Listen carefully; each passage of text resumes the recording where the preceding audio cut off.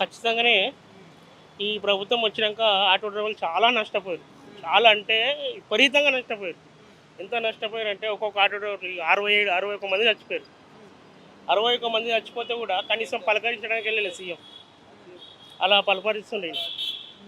చాలా ఘోరంగా అబ్బా! ఇంత ఈ ఈ పాలన వస్తదని ఎవ్వరు అనుకోలే. కలలో కూడా అనుకోలే.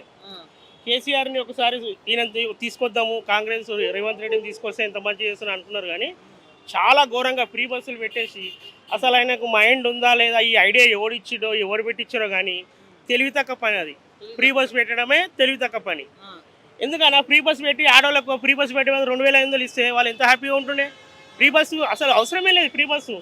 ఇక్కడ ఇప్పుడు ఫ్రీ బస్ తోటి ఏం ఉపయోగపడ్డది? ఇక్కడ ఆటో డ్రైవర్ని చంపినావు, అక్కడ మహిళల్ని చంపుతున్నావు, కొట్టుకొని తిట్టుకొని వాళ్ళు ఎంత ఘోరంగా పబ్లిక్ చూస్తున్నావు. రోడ్ల మీద అయితే బస్సులో ఎంత కొట్టుకుంటున్నారో జుట్లు జుట్లు పట్టుకొని. అసలు ఎవరికి ఉపయోగపడేది అది ఫ్రీ బస్సు? అదొక్క పథకం రిలీజ్ చేసి 6 గ్యారెంటీలు చేసినా అని కార్డు పెట్టుకొని చూపిస్తున్నాడు.